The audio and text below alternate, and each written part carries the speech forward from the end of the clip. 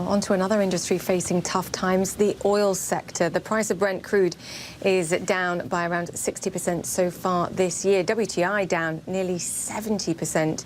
The plunge in prices presenting an additional crisis for oil-rich Nigeria. According to the IMF, oil generates 90% of Nigeria's foreign earnings, 60% of government revenue, despite the nation's efforts to try and diversify. Alex Irune is the Chief Operating Officer at Oando Energy Resources, and he joins us now. Alex, fantastic to have you with us. Challenging times for many reasons for Nigeria, but I want to hone in on your business first. What does this moment mean and these low oil prices mean for the decisions you have to make as a business? Thanks for having me, Julia. Look, it's interesting times for all of us. As a business, we took a pragmatic approach to hedge our barrels ahead of this. So I will speak to a larger group of independent producers who today at a price of about $25 or $20, there's potentially 60 to 70% of our production that's sub-economic. So that gives you an idea of where we are from a bottom line perspective. We've taken the right steps, we believe, encouraged by the government to take those huge decisions. The cuts have come in on the CAPEX side, and of course on the operating expenditure side.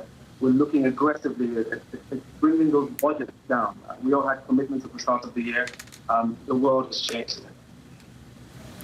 Do you have any sense, as you quite rightly point out, the world has changed and we don't really have a sense of how long it takes for demand to come back, for the market to rebalance? Is there a risk that financially you're simply not viable for how long it takes to come back into line, for both of those two things to realign? You're right to some extent, Julia. I think you would see some casualties along the way. What we must do is stay optimistic. I know for most oil producers currently, their costs that as independents we have very little control of, right? Okay, so if I break down that operating cost for you, there's a 20 to 40% that sits out of our control. It's being terminal fees, transportation fees, food. We have very little control over that. So as independents, human resource, our payroll, operations largely is where we look to make those costs, and of course the capital side. To your point, would this be enough? I think the question is the price of oil. We're seeing an uptick in the price. We're seeing the decision by OPEC to cut 10 billion barrels come into, sort of realize the intention of OPEC in taking that huge step. But more important, the government is stepping in to ensure that independents like ourselves are engaged in conversations to ensure that that process of survival, which is a process for us, unknown as well, is managed jointly to see the least amount of attitude to this process. Yeah, it's such an important point that, particularly for private companies here, to, like we said, remain viable in the short term and survive to the medium term. Alex, I want to talk to you as well, because there's clearly two issues here. There's the challenges that are being presented by low oil prices, but also the response to COVID-19. And I know you are part of a broader group of people that have raised a lot of money to try and boost medical infrastructure and give back to Nigeria. Talk me through that and what's been achieved.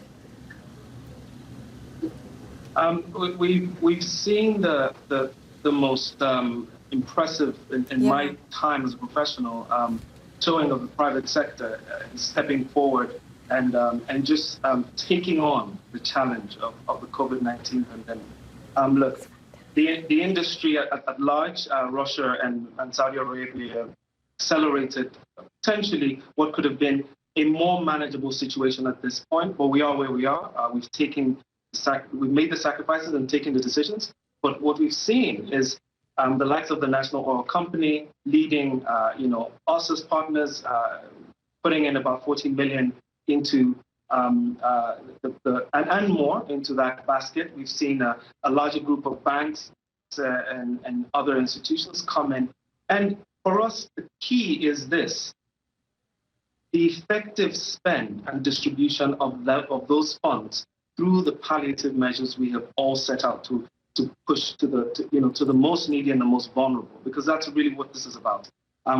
Yes, COVID will come and we will deal with those issues, but there will be casualties after we've dealt with the pandemic. And a lasting solution, our company, for one, is taking a step to create an aggregated platform to combine donors and last mile solutions, so NGOs and boots on the ground.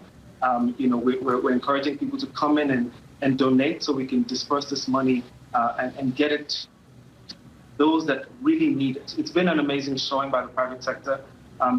Dare I say, they have made it. Yeah, it's been an astonishing response, and we'll continue to discuss it and to highlight it, because I agree with you. Alex, thank you so much for joining us. We will get you back on to discuss progress and response. Alex Irune there, thank you so much, and I apologise to our viewers for the slight reception issues there as well.